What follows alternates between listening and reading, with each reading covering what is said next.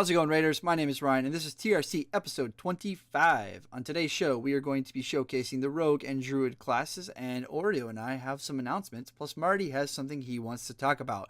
No further ado, tanks, everyone's ready. Pull timer on you. The heroes have made it to the glorious finale. Alright, here we go, guys. Set up your chairs, focus up, let's do this. Alright, guys, get buffed up. Okay, so we want to soak the annihilations, Get your shit together. then we want to target the annihilator, Put the big girl panties on. move back to avoid damage from eradication, I think I've disconnected. then we target decimator, Can we pull already? then we target boss. I hope you can swim in molten lava. Let's kill this dragon.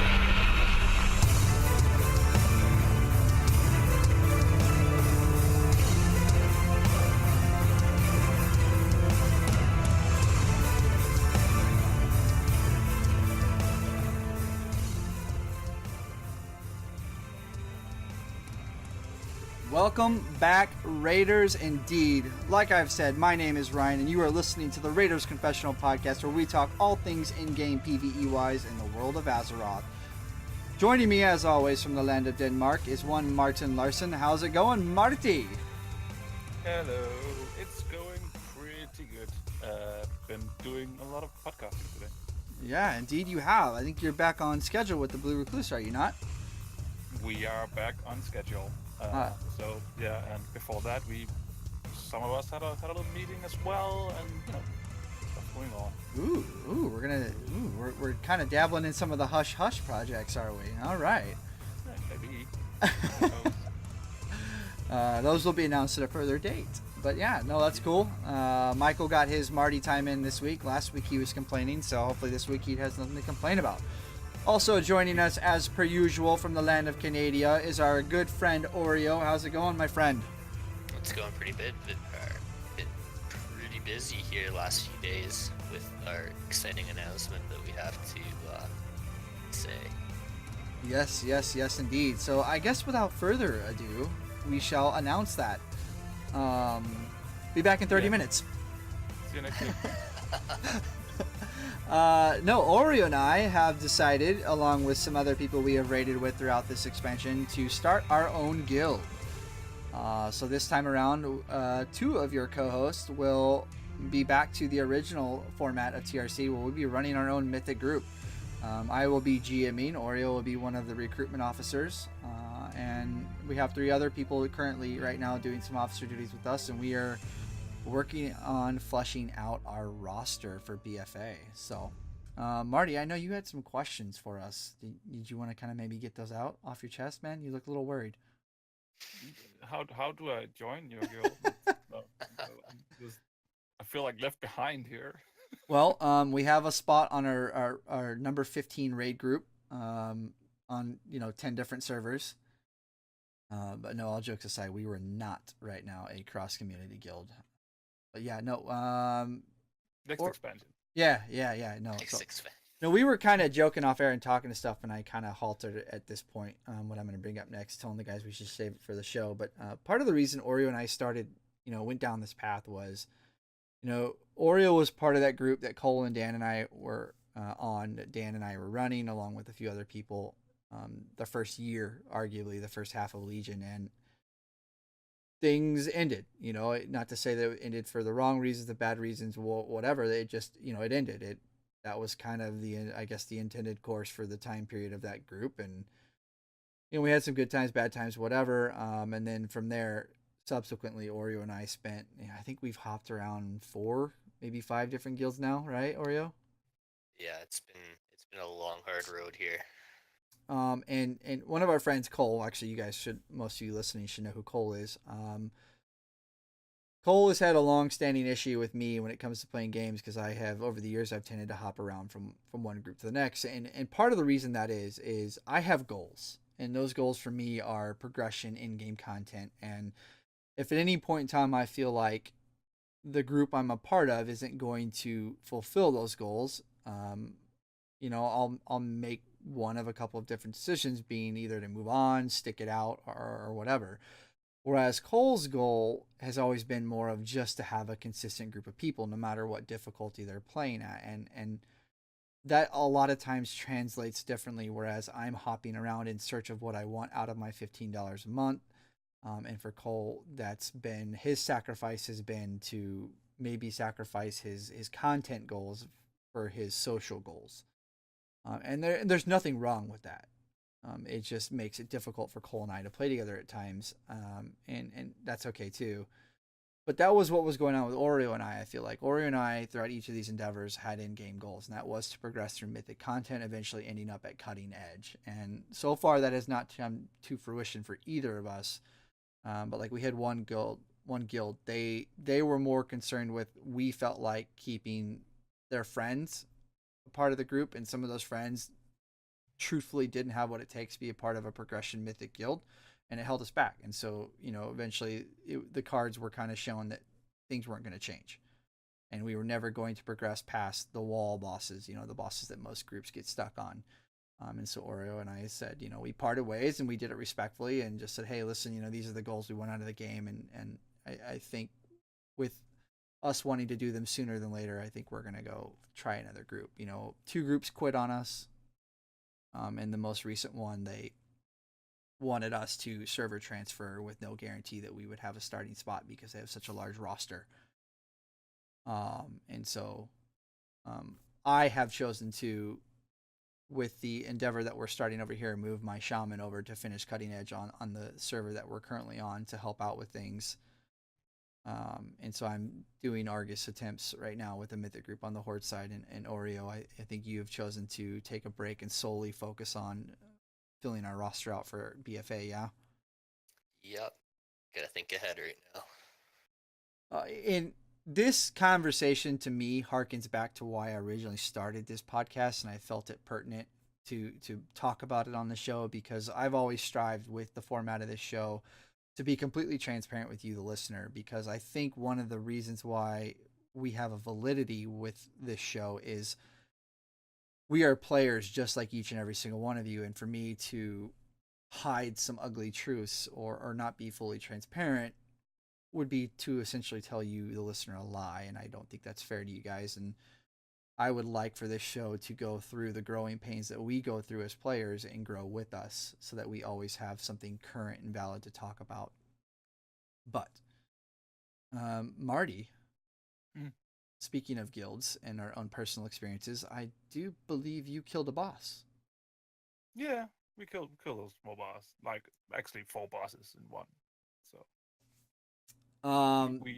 we downed Coven. Yeah, that's awesome, man. How many attempts did it take you guys? I don't know. I remember at one point when I looked at the wipe counter, it was at 40 something. So I would say probably like 50 something attempts. I think that's Nice. that's a little shy of the or under the average pull count for that boss, right, Oreo, progression wise? Yeah, it's usually closer to 100 pulls for stuff like that when you're doing progression. So, But we what we did was that we basically benched majority of the melee and just brought in dot classes. We had like filled up the raid with all our shadow beasts, all our warlocks, and then mages, then ranged, and then just filling out the last few spots. So just to make this just a little bit easier. And I think that's why we managed to do it so fast. I think we just went straight for the kill instead of thinking of who wanted the kill. Do you guys feel like that's been something that's been more prevalent with this expansion than previous ones, where you've seen a lot more fights in Mythic where classes of certain types have been sat in favor of progression? I don't know, because I haven't really rated on Mythic level for 2. I think this is basically probably the first one where I've done it properly, so I don't really have too much of experience with it. So Okay. What about you, Oreo? Yeah, I think so. I think that it's kind of the opposite of what it was at the end of Warlords. Because I remember, if you wanted to get Archimon down, you had good amount of melee because you needed to have that quick cleave burst damage. that they were able to do.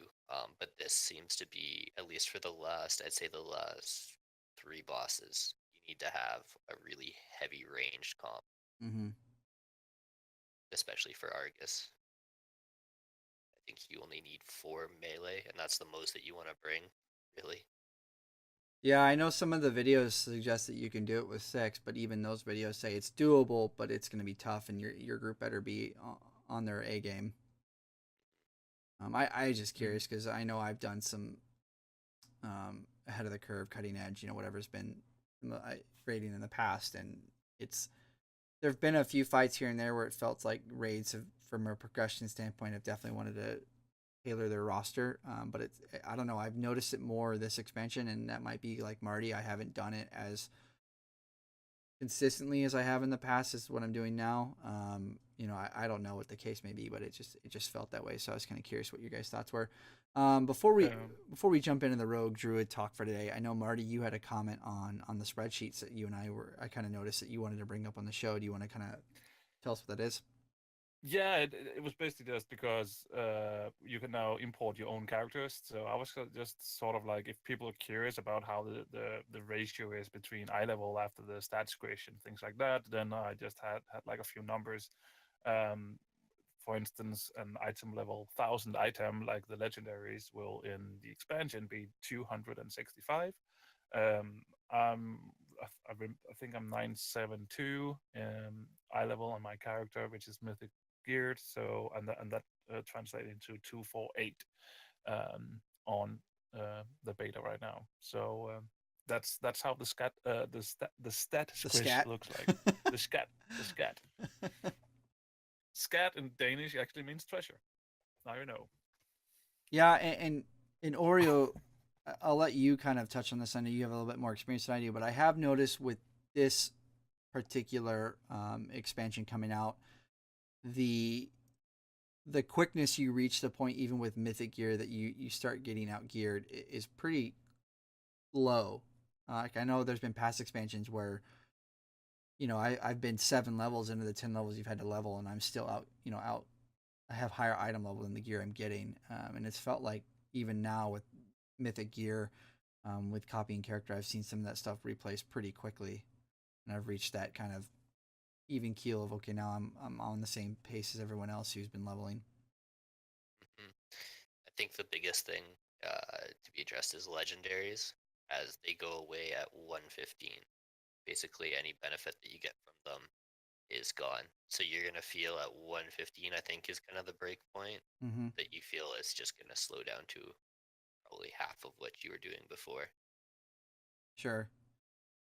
Now I know one of the major concerns too, especially when it comes to a stat squish, is you have this large drop in stats. The numbers from you're right now we're sitting at like I think my highest secondary stat is like 14,000 crit, and now it's now we're seeing what in the hundreds, right? And so a lot of times, have you noticed a much larger drop in like the fluid feel of a class as opposed to other expansion releases, or do you think it's I'd pretty on say so. par? Okay. I'd say, yeah, you can definitely feel the classes feel slower.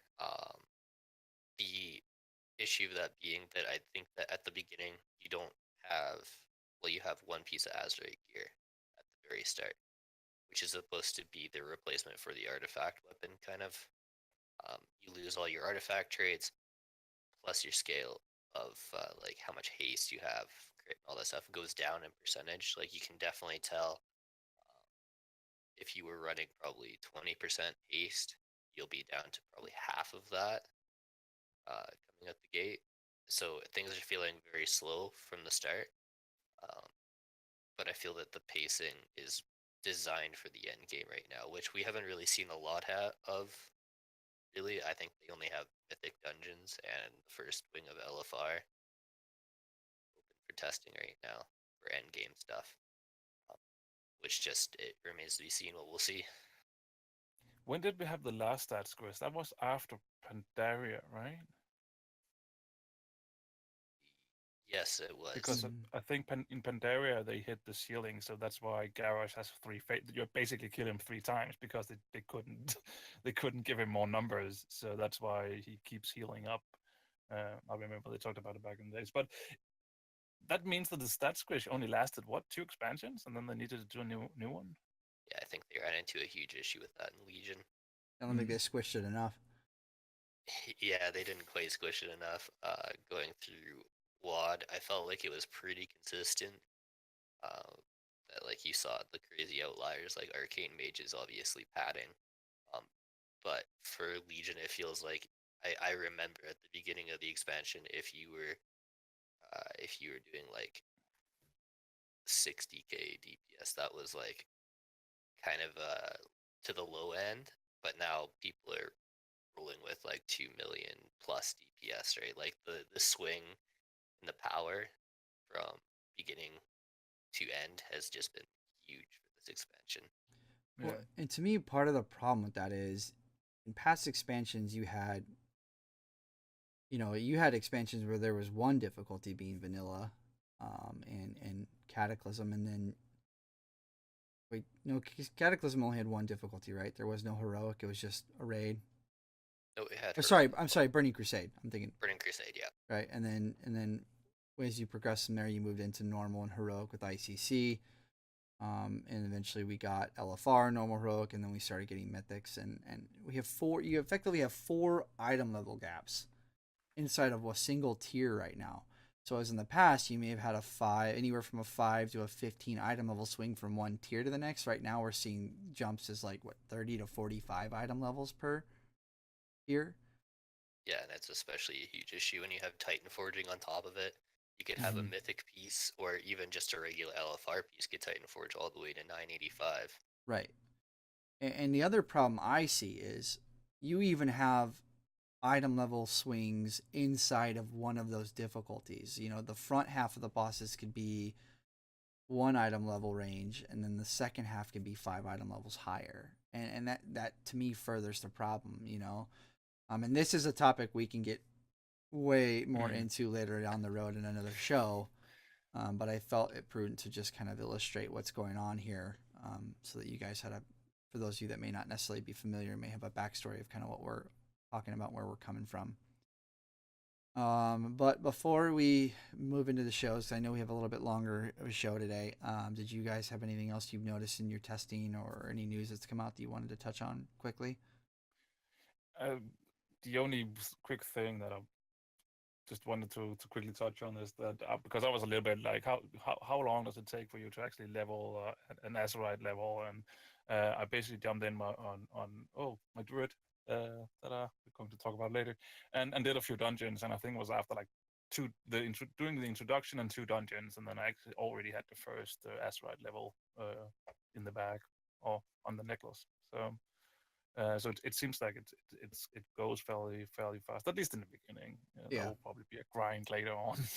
Yeah, I can speak because I have played a couple tunes to 120 and done that grind for the Azeroth. They had actually nerfed it, so if I remember correctly, if you wanted Azeroth level, let's say 13, before it required like 13,000 Azeroth power, which was massive considering that World Quests are giving you anything from 50 to 200. Yeah. But now it's all the way down to I think like 2,000. So it's like just completely like not even half, like an eighth of what you actually needed before, which is huge, because that was my biggest complaint. Was you got a piece of gear from heroic, you needed to have level 13 in order to unlock that first trait, but you didn't have that, so you just had essentially just a stat stick for gear. Yeah, I know you and one of our other officers were talking about that the other day in Discord. But I'm hopeful that the grind for the new artifact power, quote unquote, the Azeroth power, I'm hoping it won't be as bad as we saw in the early stages of Legion. Well, Blizzard hopefully learned from their mistakes in the past, right? Yeah, they kind of tried to fix the problem halfway through too, which ended up making it a little bit worse because people were just doing Maw of Souls continuously. If you look at any of the guys that were hardcore world first Mythic Raiders, they were doing like hundreds and hundreds of Maws of Souls. Well, and those problems also severely limit who they can tune for. You know what I mean? Like, because if you have such a small percentage of players that have actually reached that cap or whatever, you know, if you tune for them, you leave a giant portion of the player base out of that tuning, you know, and you leave them up against tuning problems.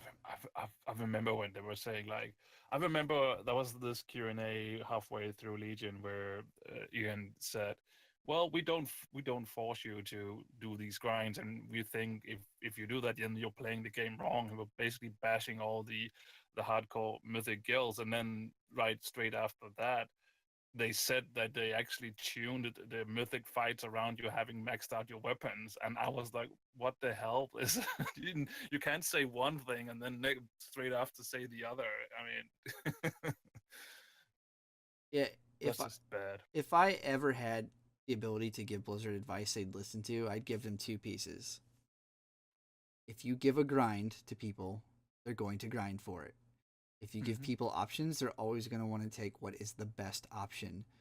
The sooner we all come to that realization, I think we'll all start getting along a whole lot better. You know, it really feels like with Legion and now moving into BFA, they're really trying to force players to play the game by what you want to play, but you know, especially from a progression raider, be it in heroic, normal, or mythic, whatever, you know, whatever difficulty your group is at, it's progression. Like you're gonna want to do the best, and you know, sometimes if you're the DH, well, I like this playstyle, but I'm doing half the DPS I could be. Well, it just doesn't feel good. You know what I mean? So, I mean, if you can get like a 0.5% more of something, then you'll definitely try and do your best to get that 0.5% extra. Because, and obviously those smaller percentages, the smaller incremental percentages become a bigger deal at the higher difficulties. But yeah, absolutely. So we are actually, I was talking to Cole about this the other day, because Cole's one of those people where Cole he wants to play what feels good, and he hates being confined, but there still presents the dilemma like, well, I don't want to be doing half the DPS. If I can do comparable DPS, it's okay, but if I'm doing half the DPS or less, it's just stupid. And I have to agree with them there on that one. And I don't often agree with Cole. But no, we love Cole. So anyways, you guys want to get to it? We have a long show in front of us. Yeah, let's jump into it. All right, cool. We are going to start with the Rogue class, and I will take the honors here. Pull up my screen. And I will start with the Pirate class, the Outlaw class. So, like I said, brief class description. The only thing you need to know is the Pirate. You shoot a pistol, you have sabers. Enjoy. Plus the Colterian heirloom armor just looks fantastic on an Outlaw Rogue, don't you think? Yeah, it looks really good. I think that was kind of part of the design going into it, was that they wanted it to look very piratey. Well, job well done. So again, the specialization is Outlaw, which is the old combat. It's a melee class. The DPS style, it's a fast energy spender to build combo points for big finishers. The single target strength from the dungeons I have done, it felt medium to high. It felt like I could compete, but I certainly wasn't doing the numbers that you would see out of some of the classes that are arguably broken at the moment. But it was comparable and did fairly well. And I've played the other two classes and the other two specs, within the class, and this one has felt the most fast-paced, which is kind of odd at low stat levels, but it did still feel pretty fast-paced. The Cleave Strength, for both Cleave and AoE in this class, their Cleave and AoE strength is incredibly high. They have no ramp time. They don't have any dots or bleeds they have to apply. They can just pop Blade Flurry after they build combo points and pull energy and just go ham. It's kind of nutty the amount of burst and AoE damage and Cleave damage they can do. Their target swapping, like I said, it's really strong. There's no setup time, which is nice. Their mobility, they have their grappling hook, which isn't like they have to find a vertical point to grapple to. They can grapple horizontally or vertically to some capacity. So that is really nice for closing the gap if their sprint is on cooldown. DPS cooldowns, Adrenaline Rush is really the one we're speaking of, which is really nice. It just increases your energy regeneration. Let's see, what do we got here? Utility. So they're rogues first and foremost. They can sap, they can blind, they have their group stealth and their stuns. They do bring quite a bit of utility. I think most of that utility is going to be seen inside of the Mythic Plus scene. But you do have some small situations where you might see the rogue utility being useful, especially with distraction for stopping a pathing boss in his tracks, like we saw out of what was that boss in Nighthold? Do you remember? What was her name? Spellblade. Yeah. Spellblade. But so they do have a fairly strong amount of utility. Their survivability. Rogues have always, for a leather class, have always had pretty high survivability. Their Cloak of Shadows. They have their self healing with their little blood vial. I forget what it's called. And their feint and riposte with the Outlaw class. So for me, for general feel, it's a really fast paced, very little downtime class, which feels really good. And for me, as of right now, personally, it's a well done stake quality for possibilities for it being a main. I've kind of had the idea of maining a rogue going into this expansion so far, and so this kind of makes it even harder to pass up on, but we'll see. Guild will take precedence when we make our decisions. The side note for me, in its live iteration, I very heavily dislike Roll the Bones, and I have to admit, as much as I don't want to, after doing some testing on BFA, I like this rendition of Roll the Bones much better. It doesn't feel as punishing when you don't get the good rolls, which is nice. I still don't like the idea of an RNG mechanic like that, a class being dependent on it outside of maybe like a proc-based spell. But it does feel better. And the other thing I will say that I kind of would deter me from this spec versus maybe another is that it's boring. The spell can get boring very quickly because you don't have the high number of spells you would press with some of the other two. You literally, you use your Roll the Bones, or if you take what's the haste increasing one, the talent. Do you mean you slice and dice? Or... Yeah, sorry. If I don't take slice and dice, I use Roll the Bones. You know what? Once you press one of those, depending on what you talent into, you pretty much do your combo builder and run through, and that's it. So if you don't like pressing two buttons for the majority of your time, this may not necessarily be the spec for you. But yeah. Either of you two fine fellows have any thoughts on the Outlaw Rogue? Yeah. That's one way to put it. It's definitely an interesting. I think right now that it's a little bit overtuned. You just see it's doing absolutely nutty amount of damage right now on the beta. But I always found that Roll the Bones was also my biggest issue with it. It feels either really good or it feels really clunky, and there's no real middle ground on it. Because you're either getting good rolls or bad rolls. And we talked about this a couple nights ago. We're talking about the RNG within a class, that you should not be at a disadvantage because you had done your rotation perfectly, but you had bad RNG to the point where instead of that 99th percentile parse, you're 20 percentile, like you're super low. Yeah. Do you think a lot of that smooths out with time when we start getting higher in-game gear? Maybe it helps close the gap a little bit. I'm just hoping that with the way that Roll the Bones has always been, you either do really well or you do okay, right? Yeah. And that to me doesn't feel well. If I do everything right, I should feel accomplished by that. I shouldn't be like, oh, I didn't get any full rolls on this one, so I guess I'll just take whatever it is. I think right now on live, you're actually seeing slice and dice as the better option, yeah, just because of the high level of stats. Mm-hmm. With a lot of haste and everything, the way that secondaries have scaled. Yeah. Which I'd be curious to see if we end up in that situation as well. So going into BFA, but Hey Marty, Hey. you want to top some stabby McStab here? Yeah. All right. So I got assassination, which is an assassin with bleeds and poisons. Very painful death. That's what they do. It's a melee class, obviously. The DPS style is a ramp up damage over time. And yeah, they're pretty strong at that. At a single target. Cleave, it gets. I think it depends on the length of the fight, because if you can set up everything, I think it could probably be pretty good. But on a quick fight, like what I did in a normal dungeon, it's not even worth thinking about it. AoE, it feels a little bit like a medium, and you need to talent into it, I think, to be able to do some proper AoE damage with that. Again, target swapping, weak if it's a if it's a short-lived mob, because you need some ramp up time again. So yeah, and mobility, I think you covered most of it. We don't have the hook though, but I mean we have shadow step instead, and we have sprint. So assassination rogues can get around. Dps cooldowns, vendetta is still the go-to. Utility, all the usual rogue things: sap, blind, lockpicking, mass stealth.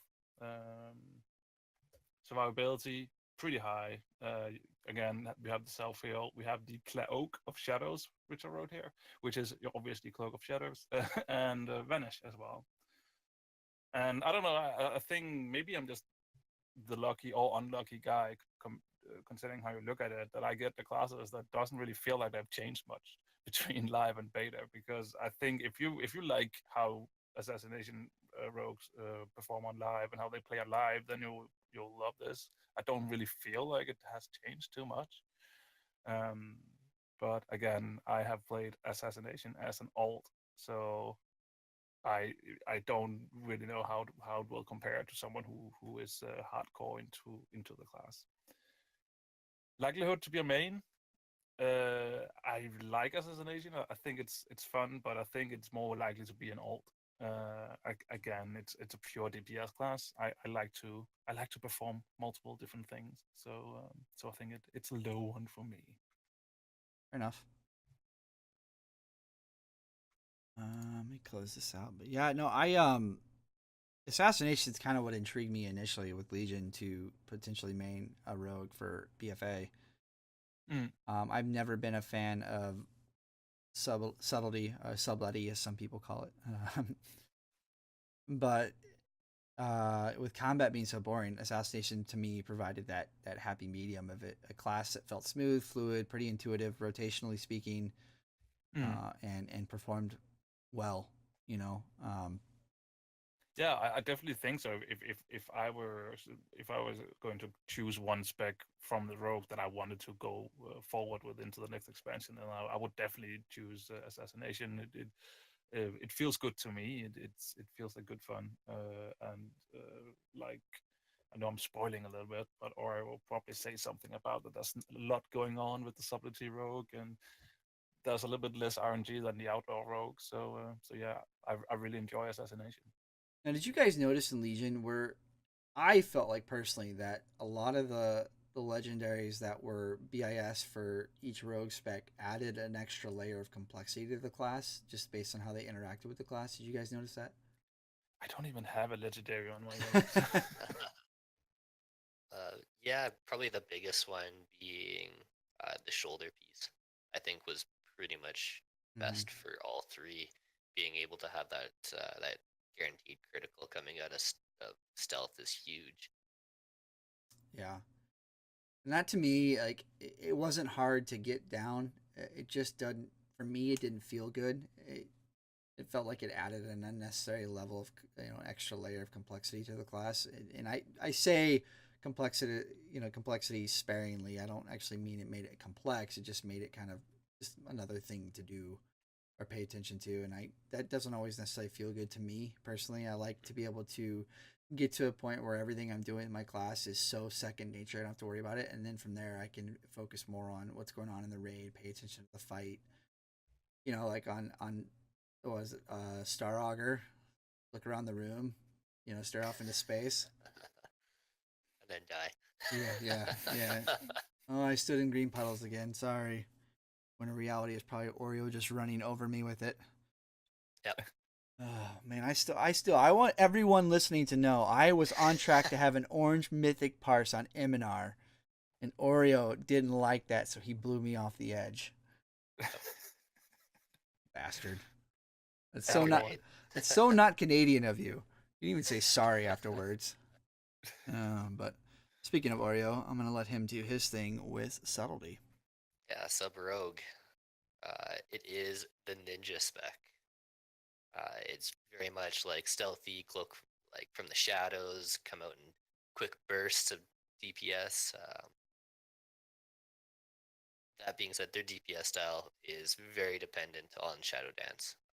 If you want to put out the big numbers, you're going to be putting everything you have into Shadow Dance. So uh, the spec feels very up and down.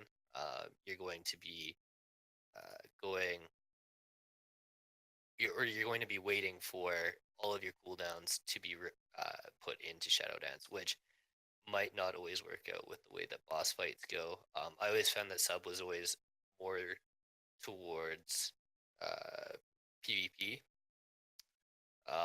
just because of being able to set up burst windows. Um, their cleave strength is very weak. They can only usually put in enough damage on one target at a time. AoE wise, kind of falls in the medium of the pack. You can talent to help with that as you can with any spec, but it feels like without the talents, you definitely lack that AoE ability.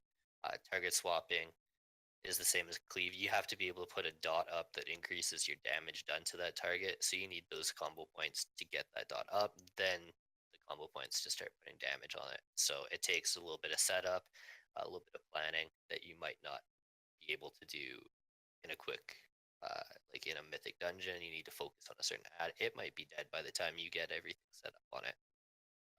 So I already touched a little bit about Shadow Dance. Their other cooldown is Shadow Blades, which increases their combo point generation, their overall damage. It just it's something that you're going to save for a burn phase or for when you have Lust your hero up.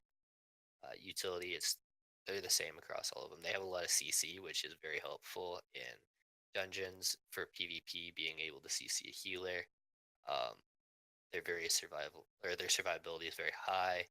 Um, I found that cheat death. I don't know. Is cheat death only for sub or is it also in the other two?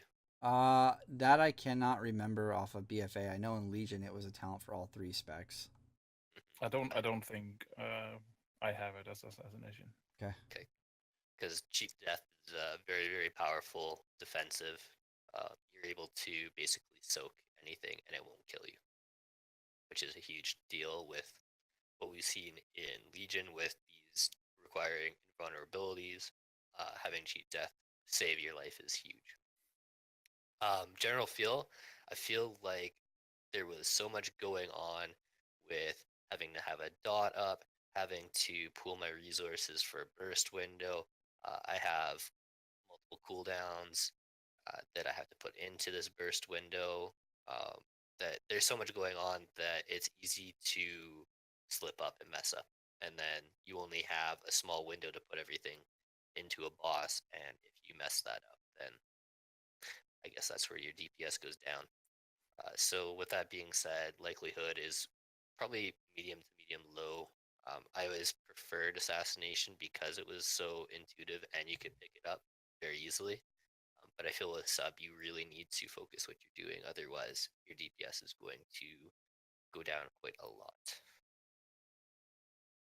Yeah, I'd have to say I agree with you there on that comment with assassination. I felt combat / outlaw has always been so simple that it becomes boring in a long over the long run. Whereas subtly sometimes just like the level of high risk high reward sometimes can just be terrible and not feel great at all. Whereas assassin's always been kind of the happy medium. It's been complex enough that it's been fun and challenging, but it's been simple enough that it didn't feel insurmountable at times.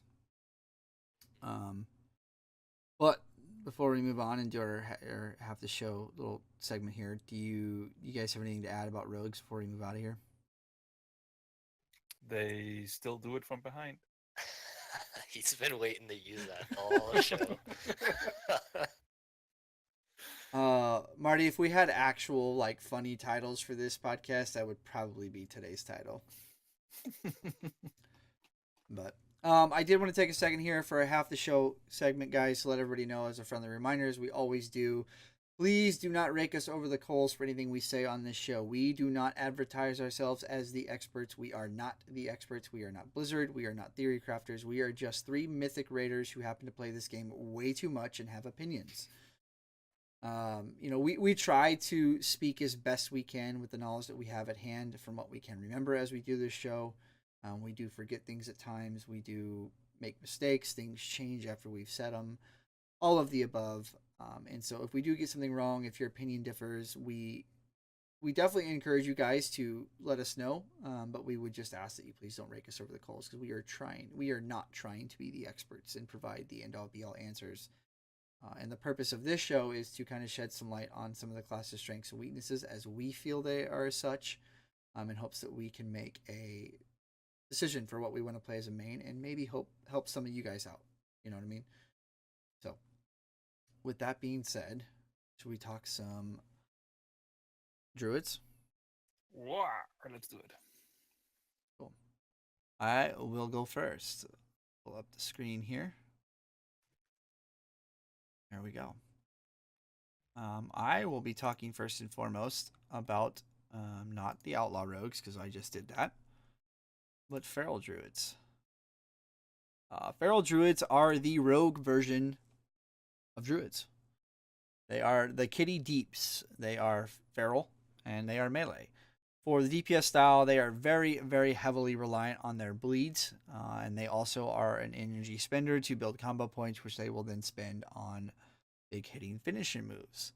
Their single target strength, Feral Druids for me all over the map has just felt like medium quality strength compared to other classes right now with the testing I've done. Their single target strength was very medium. The ramp time was slow. Once they did ramp up, a lot of the other classes have taken off so far ahead of you. It was just hard to keep pace. A lot of the groups in the dungeons I was doing, granted I was doing, the scaled entry level dungeons. So we had players in there all the way from 110 to 120. But most players I was seeing around, the 110 to 115 were doing 4K DPS or so, anywhere from 4 to 2K, and I was kind of hovering around 2.5K on my Feral Druid, and so I was a lot of fights. Even if I could be the better DPS, they didn't last long enough for me to get that ramp time going. It felt very medium strength. Their cleave, same thing, very medium quality, and then you couple that with the ramp time with their bleeds, it can be slow to take off, and then definitely not as good as some of the other classes we're seeing with Cleave. Same thing with AoE. They can have potential for high burst with the Brutal Slash talent, but again, you have other classes that do it better right now, and so it's just, yeah, I'd list that as medium strength as well. Their target swapping is weak. Like I said, they take some ramp time, some setting up to do with their bleeds, so again, the target swapping may take some time. Their mobility, though, is high. They have dash, like a rogue would have a sprint. They can take some talents to have faster normal movement speed. Some other things, like if they take certain affinities, they can have some blinks or whatnot in different forms. They have a lot of options with shape-shifting and whatnot that they can kind of navigate around environments fairly quickly and easily. The DPS cooldowns, they have Berserk or King of the Jungle with a talent replacement, which just ramps their damage, kind of like the rogue cooldowns. So it's an okay cooldown. It's nothing super strong at the moment. The utility, they have an entire utility row, which is kind of nice. They can talent into Typhoon, Mass Entanglement, Mighty Bash, Soothe and Stampeding Roar are also available. I don't believe either of those are talents for the Feral Druid, but the first three are, and based on the fight and the mechanics available at the fight, you can talent into what is needed. Like I know right now with Coven, a lot of groups are having all their druids go in Mass Entanglement, which is nice for the walled ads, and so I would likely bet we'd see similar situations in BFA. I hope they do. I think mechanics like that have always been neat to kind of take players out of just their normal healing, tanking, DPS roles and get them, doing other jobs. So that aspect of utility for druids, especially the Feral Druid, is nice. Their survivability, again, they're like rogues. They have a high survivability with the ability to self heal their survival instincts on the Feral Druid, or they can swap out of their kitty form into just normal form to heal, or they can swap into bear form to have reduced damage reduction, which is nice. The general feel, this class can feel really good, but it can also have huge chunks of downtime. I found myself being largely energy starved at times on the longer fights, and their DPS is weak compared to other classes, and that just doesn't feel good.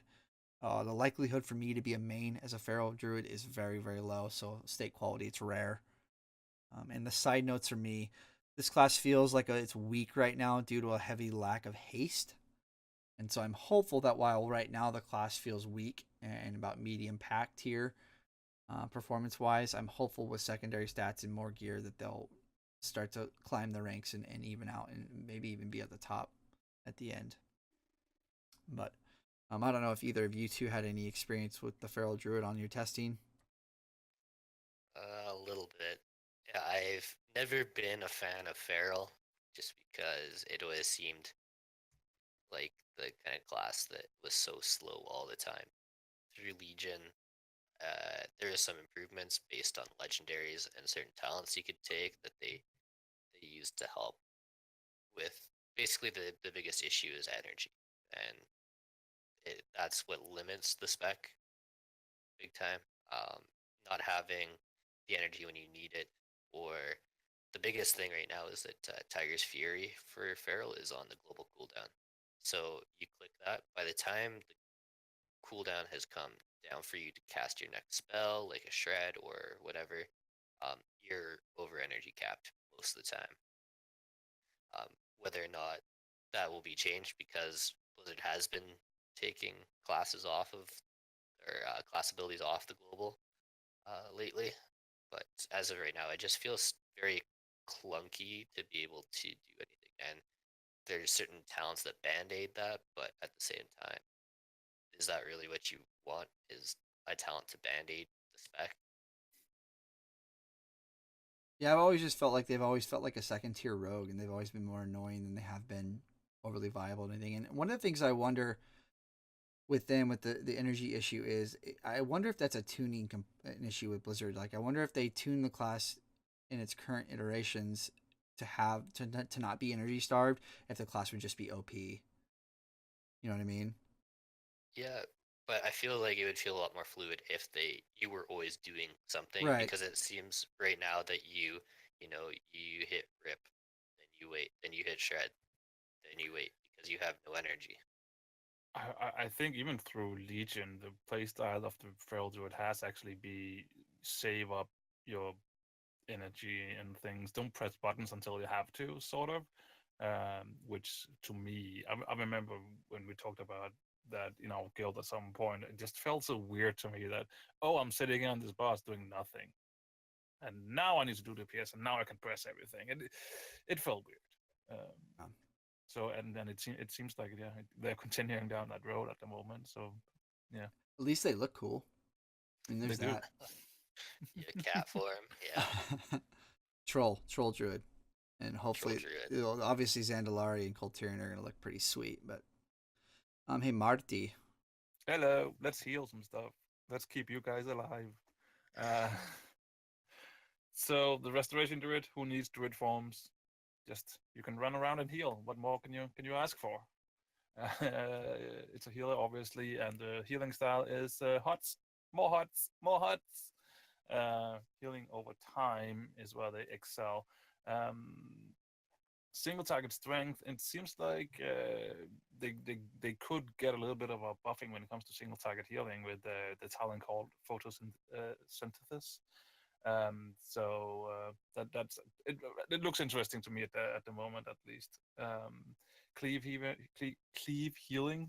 It's starting to get late over here, so I'm having trouble speaking. Cleave healing seems to be decent. AoE strength, they're still very good at that as well. Where they are the weakest is definitely instant spot heals. Everything else, they seem like they're still this good old druid as we know them. Mobility, excellent. They can move around just like the Feral Druid as well. So shouldn't have too many problems as well. Healing cooldowns, it's still Tranquility and the Tree of Life, which you can talent into. And they have all the usual utility with root, mass root, knockbacks, combat dressing, and innovate. So nothing changes there either. So survivability still high, I find, and the general feel coming from a holy priest, this feels amazing. I can run around and heal and move and yeah, just feel generally good about myself. I did quite a few of instances on the healing on the Resto Druid, and I feel that was like the odd occasion here and there where there was a lot of damage going around where I really need to pay attention. But besides that, it was fairly easy. Just keep the group up, keep the huts running, and then you're pretty much golden. Obviously, that will change when you get into a little bit of higher difficulty, but general feels really good. I've mained through it before, and it still feels really good to play. So likelihood to be a main, it's really high. I like healers. I have a tendency to gravitate towards them, and I really like druid healing. And the class has a big kit. It can do everything. So what not to like? Yeah, and you said something there that I feel like I should mention because Oreo and I were actually discussing this the other night when I was doing some tank testing. So one of the issues you have right now with class tuning that I feel like is going on with Legion and especially BFA moving forward is prior to now, from a PvE standpoint, the only tuning that really ever needed to take place was tuning for raids. Whereas now, with Mythic Plus being so prevalent and there arguably being an esport surrounding around it moving forward, you've needed to tune for both Mythic Plus as well as raids, and that can provide situations where there's issues. Right, it can be problematic at times, and by that I mean, in a raid, let's say you have a class that's really strong in a certain situation, single target strength, whatever, whether it's a healer, a tank, a DPS, doesn't matter. You have other people in that raid to cover where that class lacks. And so in a raid, you definitely want diversity most of the time because of issues like that. Plus, you can kind of cover your butts in each situation with the classes that are doing the best, respectively, in those situations. Mythic Plus is a whole different ball of wax. From a DPS and a Mythic Plus, you're still okay somewhat because you have two other players to cover where you're lacking. And hopefully you're providing something that they can't. From the healer and tank perspective, that's entirely different because there's only one of you. And one of the things I was noticing when I was doing some tank testing was it felt terrible in dungeons when I had a tank that was terrible at AoE tanking or a tank that had low mobility or whatever. And that, if I'm going to play that tank for my raid group as the majority style player in the game, there's a good chance I'm not going to have an extra max level raid ready character, Mythic Plus ready character at hand to switch to based on what's performing the best.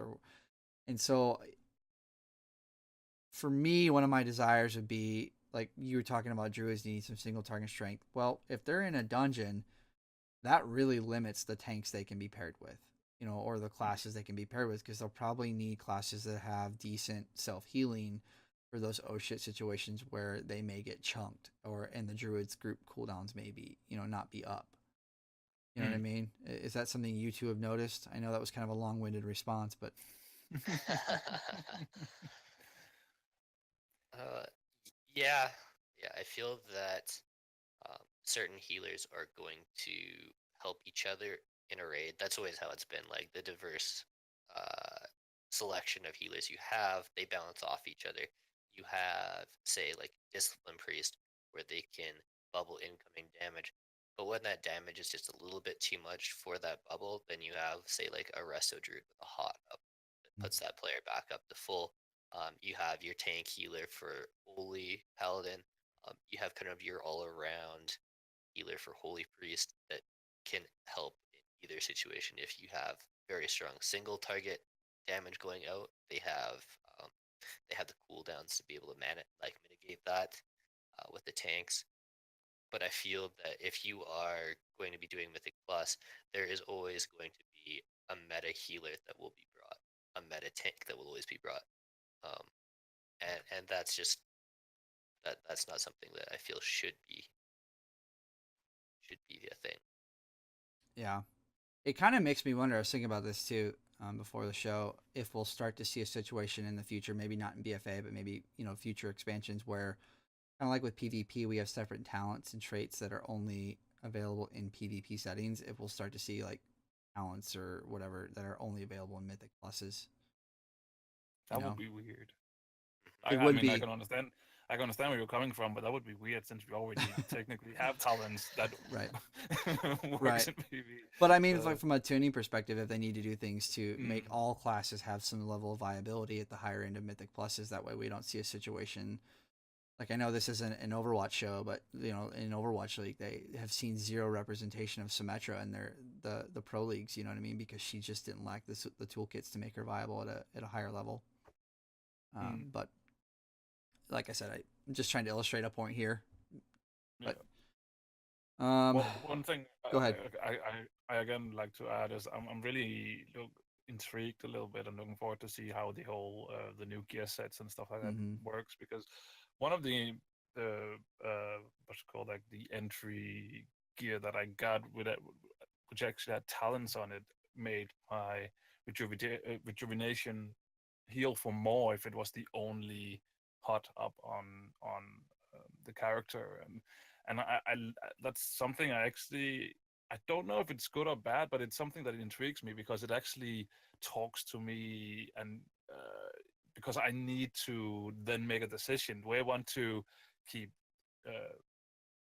everything up on this target, or can I just have like one single heal rolling on this character? And also the photosynthesis, where I can't remember it, but one of the other hearts, if you have it on a player, then that player will get more healing, or if you use it on yourself, then your rejuvenation will heal faster or something like that. And that's actually something I find really interesting, that depending on your gear and what talents, you can actually it gives you more choice and more things you actually need to talk about. No, think about, not talk about. More I mean, things we to can think talk about them. It's We can okay. talk about it as well, yeah, if Yeah. you want to. But yeah, I sort of like that in some way, except if we get to a point where we have too many choices, I think that might be an issue as well. Yeah, I'd have to agree. So, there's a ton of conversation we could absolutely have around these topics, but we don't have all day. No, sorry, I'll shut up. No, you're fine. It's fantastic conversation. I wish we had more time. We just don't, because I want to eat at some point, But Oreo, I'm gonna let you do the third spec here before I round us out. Yeah, I'm doing Guardian. So the only tanking spec that we covered today, Guardian Druid, where you shapeshift into a giant bear and hit things. Pretty much, that's the spec in a little bit there. The thing that I've always found with Guardian Druid is the skill ceiling on it is very low. There's not a lot of places to be making mistakes in this. They are very much a big hit soaking kind of tank. They have a huge health pool with the way their mastery works. They have a lot of armor with the way that Iron Fur works. So they're a very simple tank. You only have, I think, 5 buttons total that you will be rotating through. But I feel that their damage just isn't there to be able to hold threat, and that's been a big discussion going forward with the fact that they've nerfed the threat generation of tanks. That the tanks that lack in AoE have a harder issue or a harder time holding threat on things that they're not focused on. When you have a warlock that is cleave chaos bolting something, but you only have your thrash up on one target with a mangle on it, and then just that pure instant snap aggro that warlock gets, you're gonna lose that mon that you're tanking. So I wish that the numbers were a little bit higher for tanks, at least to be able to hold aggro when you're doing something like tanking a large pack where there's multiple targets for your DPS to take. If you take mob A, they take mob D, they're gonna pull that off you and they're gonna die most of the time. But as far as strength concerned, for the Guardian, single target is kind of medium low. Their cleave strength is very low.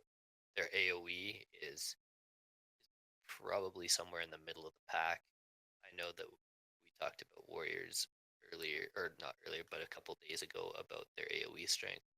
I feel that Thrash and Swipe are pretty decent for ad grabbing. Being able to moonfire spam is very helpful to pick things up from a long distance away, so they're very good at that. But they do suffer from low mobility. You have to talent into a charge if you want to get somewhere quickly. Um, for a very awkward reason, there's also a talent that changes you into cat form, which I'm not sure why you would want that as a tank to get out of your tanking stance or form, because you're going to get hit for a huge amount of damage. For your tanking cooldowns, I already touched about Iron Fur. You're going to be using that in your rotation anyways, but Bark Skin is kind of a medium oh crap button, and Survival Instincts is like a huge like oh crap I need this now. Utility wise, they have Stampeding Roar, which has been nerfed since Legion. I know in Legion you could reliably have it on like a 5 minute, or not a 5 minute, sorry, a 1 minute cooldown, and continuously use it whenever the group needed it. Now it's on 2 minutes. There's no reduction on it. Battle reses are very helpful. They do have some CC abilities with having Mighty Bash. Other than that, if you feel like hard casting roots, you're probably going to die. It's just unfortunate. But they're very, very tanky. They have high survivability. So overall, like I said, they're very slow and steady tank. And I feel like they are going to be something that is very easily picked up and not a lot going on, so it's very easy to play it. But overall, I think that if I had to pick a tank class, it wouldn't probably be this one. So it's medium overall. Yeah. One of the things I wanted to bring up here before we move into the last spec is right now with tank threats being as it is on BFA, the cleave and the AoE tanking abilities, especially from a threat standpoint, are going to be very important, I feel like, in BFA. Just because, right now, even warriors, if they do their really crappy AoE tanking abilities on BFA, or sorry, Legion, they're going to hold their threat. Threat is like non-existent as an issue right now in Legion. And so it's like I was telling Oreo, I was doing some tanking earlier today and last night, and it's rough right now. Even with a class that does really good threat from an AoE standpoint, you really have to be on your game to keep all the mobs aggroed on you, because some of these classes are just pulling threat like it's going out of style. So it'll be interesting to see how that plays itself out moving into BFA. But we are about an hour in, so I'm going to go ahead and move us into the last one here so we can close the show out. So I'm going to be talking balance, the Moonkin, the last one here.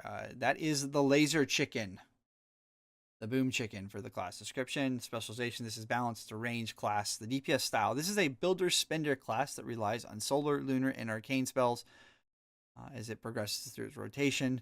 Its single target strength I found was medium to high. The cleave strength on this class, after you get past a little bit of ramp time this class has with its dots, the cleave strength is really good. It's not the best, but it is up there and amongst the good performers from a cleave standpoint. The AoE strength on this class is high. Again, it's not the best. I think we're seeing Outlaw Rogues and Demonology, or just Warlocks in general right now from an AoE standpoint, with the exception of maybe Destruction. But the Boomkin is absolutely up there in terms of AoE strength. The target swapping, it's decent, but it does require a little bit of setup. Like I said, they are pretty reliant on keeping their dots up. The mobility, it's a druid. It's strong. They can shapeshift. They have all sorts of tools at their disposal to navigate their environment.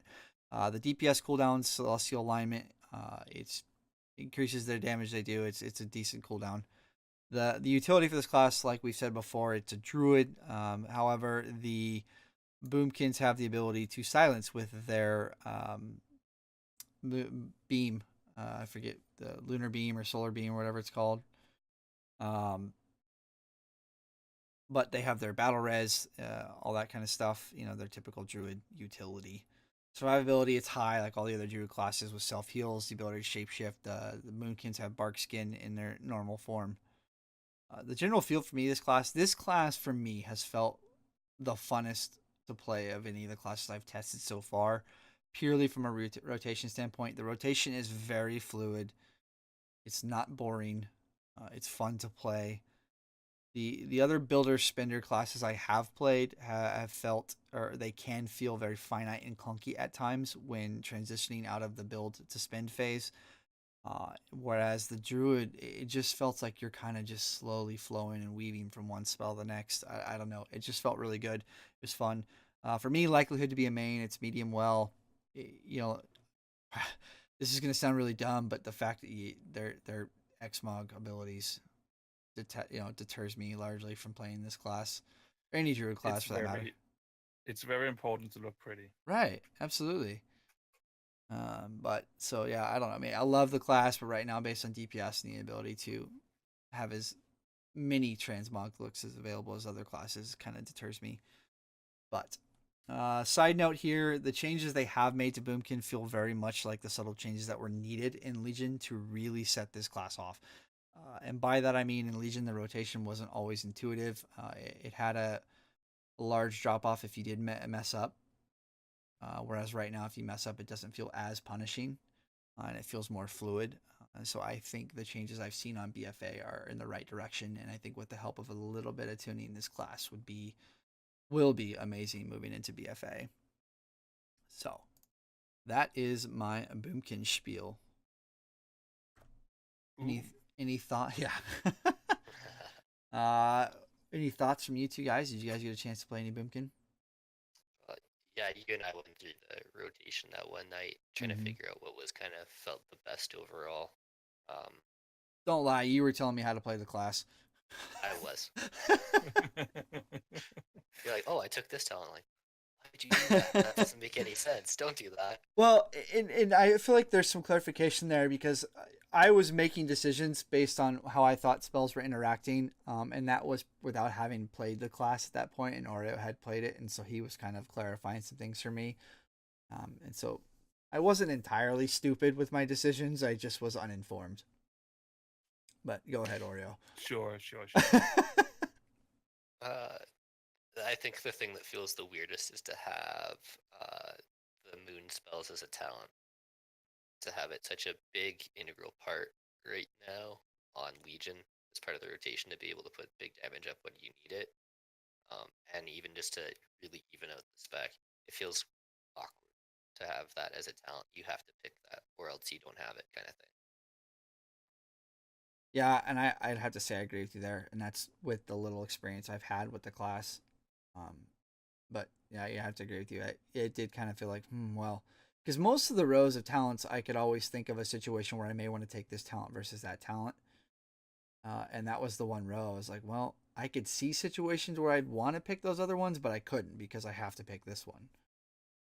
So I feel that it's been broken down very much into pick this one if you want to AoE, pick this one if you're doing cleave or single target, pick this one if you're doing single target. Yeah. I feel like that's how the Boomkin's broken down. No, I feel like that's true. So you have like, this is for Starfall, this is for 2 target, like double Moonfire, and this one is like your moon spells, you're dropping them, kind of thing. Yeah, and that felt weird because Blizzard has been saying for a while now that they're trying to avoid situations where you have to change talents with each fight, right? But as you look through these talents, you're like, well, I know for a fact right now, unless they change some of the tuning stuff, like I'm going to take this one in an AoE fight. I'm going to take this one in a single target fight. And I'm strictly looking at the AoE row right now. You know, that's not even looking at the single target row. So I think there's some work to be had from Blizzard's end, but I think overall I'm feeling pretty optimistic and hyped with especially from a talent perspective. I think I kind of like the new system as opposed to the one we're currently seeing in Legion. But I did want to take a second to let everybody know before we close out for the day. Next weekend, some of us, not Marty, we'll be celebrating Father's Day. And so we are going to take the next weekend off and to hang out with our papas, drink some beer, do whatever you guys want. I know I will be drinking beer and eating lots of grilled meats. So I'm going to enjoy my weekend off next week. We will follow up the subsequent weekend probably with potentially with a dual class, another episode. I don't know. I'll get with the guys. We'll figure it out. And as we figure it out, I will announce it on the Twitter. So make sure you guys follow us over there. And another friendly reminder, with the exception of next weekend or any other weekend we might take off, I will always let you guys know that. But otherwise, you can expect this show to go live 2:30 Central Standard Time on Twitch every Sunday. And so if you want to come in, interact, ask us questions live, feel free to come on over. We'd love to hear from you guys. Love to see you guys in the chat. It's always fun to have some interaction to throw us off in the middle of a show. So I'd also like to take an announcement to do a shameless plug. Like I said, Oreo and I are starting a Mythic group on the Horde side, moving into BFA. If any of you listeners might be looking to make a switch to Horde, make a switch to a new guild, maybe bump up your progression goals, it doesn't really matter. If you think you might want to reach out to us and potentially join our group going into BFA, I will leave all contact information in the show notes below. And we'd love to hear from you guys. So with that being said, guys, go ahead, Marty. How much latency is allowed in the guild if EU people wants to join? Well, right now I'm getting about 13 ping, so I'm right next to the server. So I'd say about 15 ping is the cutoff. Okay.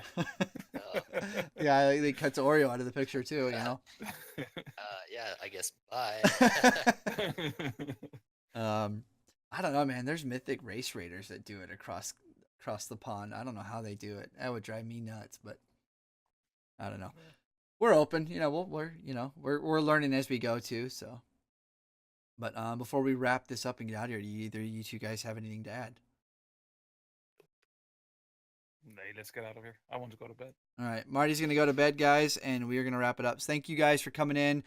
Don't forget, next weekend we are off. The following weekend we will be back live with the last tier of tokens, which are arguably gone in BFA.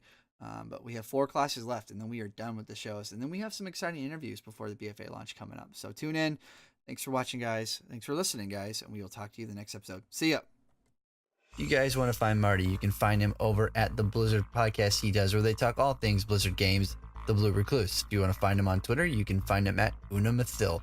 For me, guys, if you want to find me, and personally, you can find me over on my Twitch and Twitter, which are both at Mega Irish Gaming, or you can find me on my All Things Blizzard podcast, which I do with my good friend Dusty Porter, the Blizzard Umbrella.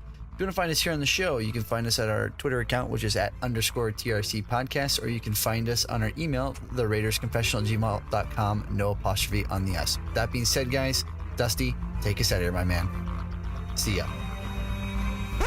Sorry, I died. Was I supposed to stand in the green puddles or the orange ones? Hey, get together over there, bud.